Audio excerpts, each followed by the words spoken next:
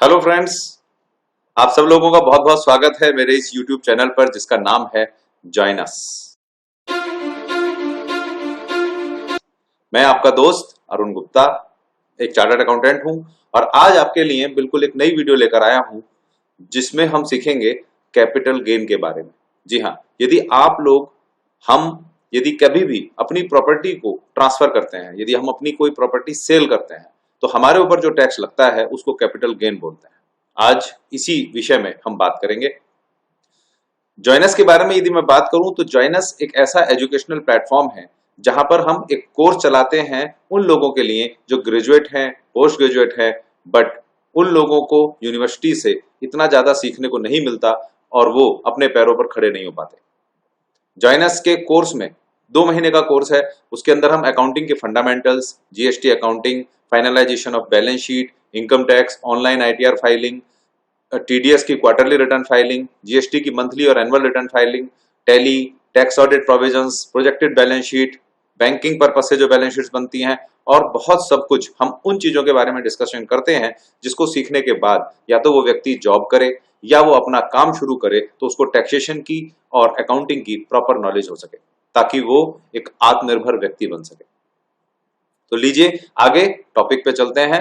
जी हाँ, आज का टॉपिक है tax on sale of property, जिसको इनकम टैक्स एक्ट 1961 में कैपिटल गेन कहा गया है। कैपिटल गेन, कैपिटल गेन को जानने के लिए सबसे पहले जरूरी हो जाता है कि हम ये समझें कि कैपिटल गेन कौन सी एसेट्स पर लगता है। दोस्तों, कैपिटल गेन कैपिटल एसेट्स पर लगता है। वो कैपिटल एसेट्स कौन कौन सी होती हैं जिनके सेल करने पर इनकम टैक्स में कैपिटल गेन लगता है?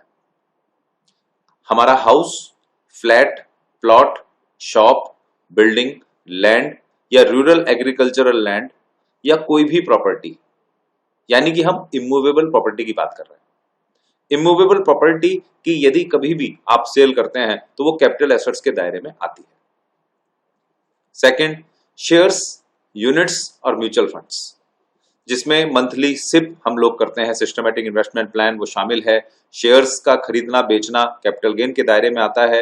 म्यूचुअल फंड जिस समय पे आप मैच्योर कराते हैं, उसका रिडेम्पशन लेते हैं, वो भी कैपिटल गेन के दायरे में आता है। नंबर थर्ड, कैपिटल एसेट्स हैं जैसे jewellery, gold, drawings, paintings, work of art, ये सारी एसेट्स के सेल करने पर कैपिटल गेन लगता है। अब हम उन एसेट्स की बात करते हैं जो कैपिटल गेन के दायरे से पूरी तरह से बाहर है, यानी कि जो कैपिटल गेन में एग्जेम्प्ट है, जिसमें आता है बिजनेस का स्टॉक। यदि आप अपने स्टॉक को, जिस चीज का आप काम करते हैं, यदि एक ज्वेलर ज्वेलरी का काम करता है तो वो उसका स्टॉक है, उस स्टॉक को सेल करने पर वो बिजनेस प्रोफेशन के हेड में तो टैक्सेबल होगा, बट कैपिटल गेन के प्रोविजंस उसके ऊपर अप्लाई नहीं होते। पर्सनल इफेक्ट्स जैसे car, bike, mobile, furniture, clothes, इन चीजों की सेल करने पर होने वाला गेन कैपिटल गेन के दायरे में नहीं आता। ओके, आगे चलते हैं दोस्तों। ये देखते हैं कैपिटल एसेट्स के जो 3 टाइप हमने देखी, उनमें कैपिटल गेन किस तरह से कैलकुलेट होता है। सबसे पहले हम शेयर्स, यूनिट्स और म्यूचुअल फंड की बात करते हैं। इन 3 चीजों में यदि आप शेयर्स में, यूनिट्स में या म्यूचुअल फंड में डील करते हैं और यदि आपने 12 महीने से ज्यादा इनको अपने पास रख के उसके बाद सेल किया है तो वो लॉन्ग टर्म कैपिटल गेन कहलाएगा। यदि 12 महीने से कम में आपने कोई चीज सेल की है तो वो शॉर्ट टर्म कैपिटल गेन कहलाएगी। यदि आप house, flat, plot, shop, building, land, rural agriculture land या एनी प्रॉपर्टी की बात करें तो वहां पर ये लिमिट 24 महीने है, यानी कि 24 महीने रखने के बाद यदि आपने सेल किया है तो उसको सेल करने पर लॉन्ग टर्म कैपिटल गेन आएगा, otherwise short term capital gain आएगा। यदि jewellery, gold, drawings, paintings, work of art और एनी अदर प्रॉपर्टी की बात करें तो उसमें यह लिमिट 36 महीने है, यानी कि 36 महीने तक यदि आपने ज्वेलरी अपने पास रखी है या गोल्ड अपने पास रखा है, उसके बाद आपने सेल किया है तो उस कंडीशन में वो 36 महीने के बाद लॉन्ग टर्म बनता होगा। अभी आप सोच रहे होंगे कि लॉन्ग टर्म कैपिटल गेन या शॉर्ट टर्म कैपिटल गेन से फर्क क्या पड़ेगा। आगे की स्लाइड्स में हम सीखेंगे लॉन्ग टर्म कैपिटल गेन और शॉर्ट टर्म कैपिटल गेन दोनों को अलग अलग इनकम टैक्स एक्ट डिफाइन क्यों करता है। आगे चलते हैं, short term capital gain tax की बात करते हैं। Short term capital gain tax कैसे कैलकुलेट होता है? जी हाँ दोस्तों, एग्जाम्पल के तौर पर हम लेते हैं फॉर एग्जाम्पल मिस्टर एक्स ने एक प्लॉट सेल किया 10,50,000 रुपए में 23 फरवरी 2021 को। हमारा साल 1 अप्रैल से 31 मार्च चलता है। इसका मतलब ये हुआ कि ये फाइनेंशियल ईयर 2021 है। Which was purchase by him on dated 14 अप्रैल 2019 को उन्होंने ये परचेज किया था। अभी हमने पीछे वाली स्लाइड में देखा, यदि किसी प्लॉट, हाउस या मकान की आप बात करते हैं तो वहां 24 महीने का समय है, क्योंकि इस व्यक्ति को अभी 24 महीने नहीं हुए हैं, तो ये शॉर्ट टर्म कैपिटल गेन कहलाएगा। अब इसका कैलकुलेशन कैसे होगा? कॉस्ट ऑफ प्लॉट सपोज है 3,25,000 रुपए का 14 अप्रैल 19 में जब उन्होंने लिया। कॉस्ट ऑफ स्टैंप उस पर गए 22,750 रुपए, रजिस्ट्री चार्जेस उस पर गए 5,020 रुपए के, तो उनकी टोटल कॉस्ट उनको 3,52,770 रुपए पड़ी थी। यदि इसका कैपिटल गेन निकालेंगे तो शॉर्ट टर्म कैपिटल गेन निकलेगा 10,50,000 में से जो 3,52,770 का उन्होंने खरीदा था उसको लेस कर देंगे तो 6,97,230 की जो इनकम आएगी वो शॉर्ट टर्म कैपिटल गेन कहलाएगी और वो एज पर स्लैब टैक्सेबल होगी। स्लैब के लिए स्लैब कैसे लगती है, इनकम टैक्स एक्ट में स्लैब की कैलकुलेशन कैसे है, टैक्स कैसे कैलकुलेट करते हैं, ये आपको मैं नई वीडियो में जरूर बताऊंगा, जहां पर हम बेसिक इनकम टैक्स सीख रहे होंगे। अभी फिलहाल आप शॉर्ट टर्म कैपिटल गेन के बारे में ये सोचें कि जैसे नॉर्मल इनकम पर टैक्स लगता है, सेम वही कंडीशन में ये short term capital gain income tax में टैक्सेबल होगा।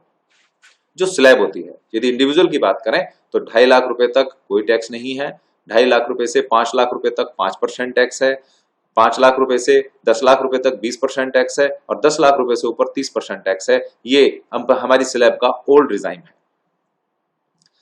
दोस्तों अभी हम long term capital gain tax की बात करते हैं। Long term capital gain tax के लिए थोड़ी सी कैलकुलेशन डिफर है। यदि कोई भी प्रॉपर्टी आपने 24 महीने से आपके पास है, आपने जब खरीदी थी और जब बेची है उसमें 24 महीने से ज्यादा का डिफरेंस है, या किसी ज्वेलरी की बात कर रहे हैं तो 36 महीने से ज्यादा का डिफरेंस है, यदि शेयर्स की बात कर रहे हैं तो 12 महीने से ज्यादा का डिफरेंस है, तो उस कंडीशन में जो गेन आएगा वो लॉन्ग टर्म कैपिटल गेन होगा।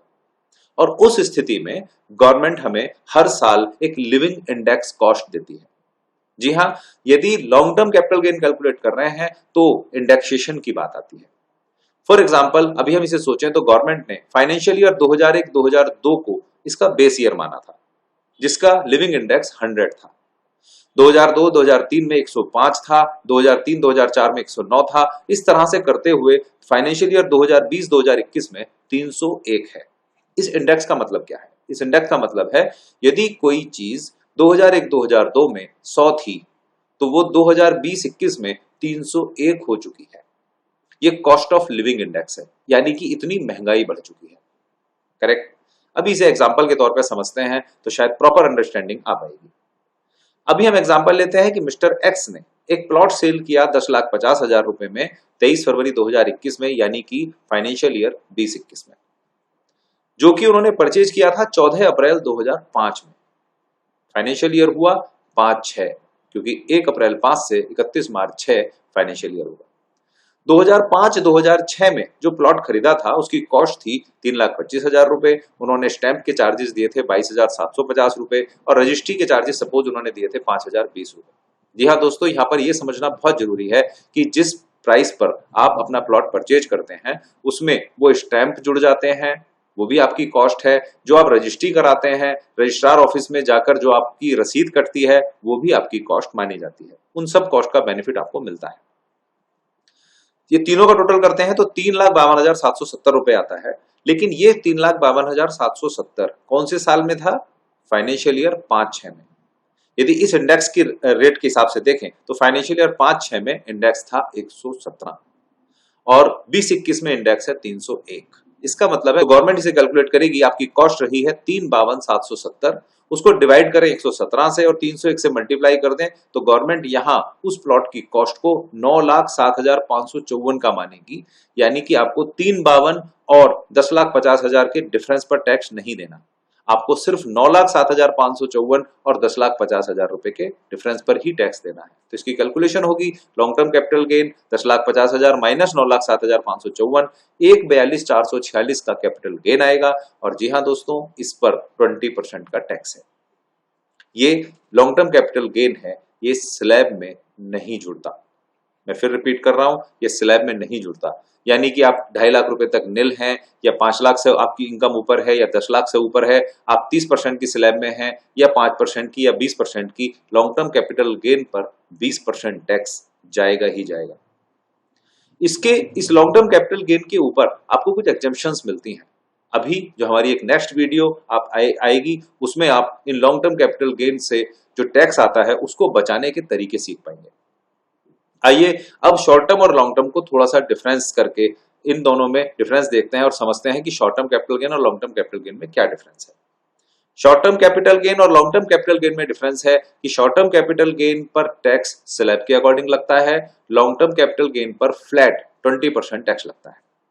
शॉर्ट टर्म कैपिटल गेन के लिए कोई इंडेक्सेशन नहीं होता, लॉन्ग टर्म कैपिटल गेन में इंडेक्सेशन की फैसिलिटी दी गई है। शॉर्ट टर्म कैपिटल गेन पर बहुत कम एग्जेम्पशंस अवेलेबल हैं जो गेन आएगा, लॉन्ग टर्म कैपिटल गेन पर बहुत ज्यादा एग्जेम्पशंस अवेलेबल हैं।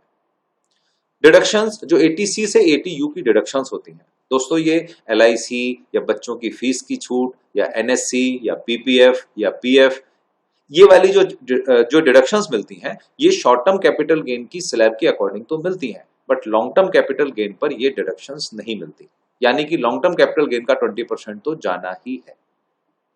उसके बाद जो डेप्रिशिएबल एसेट्स होती हैं बिजनेस में, उनके ऊपर यदि डेप्रिशिएबल एसेट्स को हम सेल करते हैं तो हमेशा शॉर्ट टर्म कैपिटल गेन ही होता है, चाहे उनका पीरियड ऑफ होल्डिंग कितना भी हो।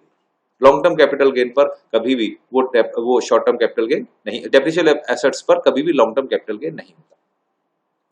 शॉर्ट टर्म कैपिटल गेन 12, 24 या 36 महीने से कम होल्ड करने पर होगा और लॉन्ग टर्म कैपिटल गेन उस 12, 24 या 36 महीने से ज्यादा होल्ड करने पर होगा, जो कि हमने पिछली स्लाइड्स में सीखा है। आगे चलते हैं दोस्तों, सब स्पेशल पॉइंट्स यहां पर मैं जरूर याद दिलाना चाहूंगा। सबसे पहली चीज, एक सेक्शन 50C है जो कैपिटल गेन के दायरे में आती है। क्या कहती है? कहती है इन केस ऑफ लैंड और बिल्डिंग और both, if selling price is less than stamp duty value, then stamp duty value will deemed as a selling price. जी हाँ दोस्तों, जब से सेक्शन 50C आई है तब से लोगों को थोड़ी सी परेशानी का सामना करना पड़ा है। जैसे लैंड और बिल्डिंग जब भी आप सेल करते हैं तो ये हम लोग जानते हैं कि उसका सर्किल रेट अलग होता है और उसकी स्टैम्प ड्यूटी वैल्यू अलग होती है। फॉर एग्जाम्पल के तौर पे हम इसे ऐसे सोचें कि रजिस्ट्री तो हो रही है किसी प्रॉपर्टी की 20 लाख रुपए में, बट उस पर जो स्टैम्प वैल्यूएशन है वो सपोज 30 लाख रुपए है और आपको स्टैम्प 30 लाख रुपए पर देने पड़ रहे हैं। तो उस स्थिति में जो सेलिंग प्राइस होगा उस प्रॉपर्टी का वो गवर्नमेंट 30 लाख रुपए मान लेगी और बेचने वाले से वो 30 लाख रुपए के अकॉर्डिंग टैक्स लेंगे, 20 लाख रुपए के अकॉर्डिंग नहीं।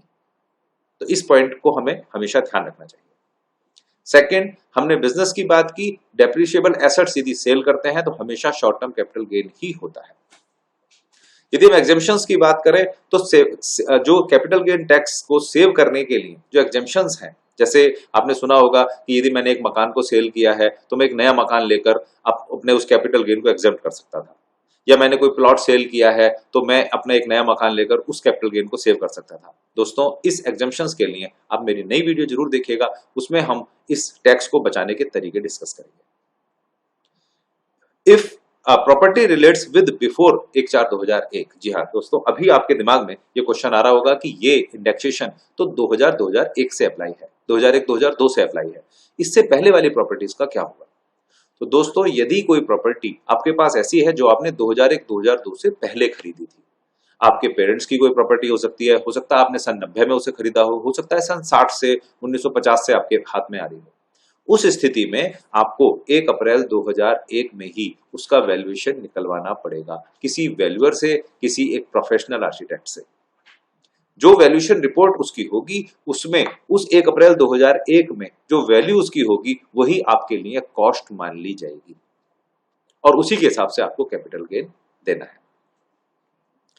No capital gain if property transferred by will, by gift और बाय इनहेरिटेंस। दोस्तों, यहां यह समझना बहुत जरूरी है, यदि कहीं भी कोई प्रॉपर्टी गिफ्ट में दी जा रही है तो जो व्यक्ति उसको गिफ्ट में दे रहा है उसके ऊपर किसी भी प्रकार का कैपिटल गेन नहीं आता, क्योंकि उसने कोई भी सेलिंग कंसिडरेशन रिसीव नहीं किया है।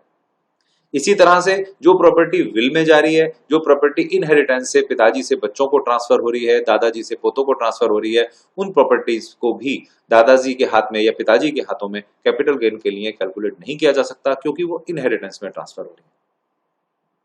दोस्तों ये वीडियो आपको कैसी लगी इसके बारे में आप मेरे को जरूर बताइएगा। Thank you for watching. मेरा नाम सीए अरुण गुप्ता है। जॉइनस चैनल को ज्यादा से ज्यादा प्रमोट करने के लिए मैं आप लोगों का बहुत बहुत शुक्रिया करता हूं। आप मेरी वीडियोस को इतना ध्यान से देखते हैं, चीजों को समझते हैं और आपके कमेंट्स जो मुझे मिलते हैं उनसे मैं अगली वीडियो के बारे में ये विचार बना पाता हूं कि मुझे नेक्स्ट वीडियो क्या बनानी है। अभी मेरे पास कई सारी क्वेरीज, कई सारे कमेंट्स आप लोगों के आए हैं। मैं अगली वीडियो को बनाने में उन चीजों का बहुत ही ध्यान रखूंगा। जॉइनस के बारे में मैं केवल इतना ही कहूंगा, आपके टच में यदि कोई भी ऐसा व्यक्ति जो ग्रेजुएट पोस्ट ग्रेजुएट है और वो ये सोचता है कि मुझे जॉब मिल जानी चाहिए या मुझे अपना कोई काम करना चाहिए, दोस्तों यदि उसको अकाउंट्स की या टैक्सेशन की नॉलेज नहीं होगी तो उसको जॉब कैसे मिलेगी। मेरा यहाँ पर यह प्रयास है कि हम अपने इस YouTube चैनल के माध्यम से उसको इतनी जानकारी दे पाएं कि वो कल को अपने पैरों पर खड़ा हो पाए। Thank you for watching. अपने इस दोस्त को इजाजत दीजिएगा। अगली वीडियो में फिर आपसे मुलाकात होगी। Bye bye. Till then take care, stay safe, stay home.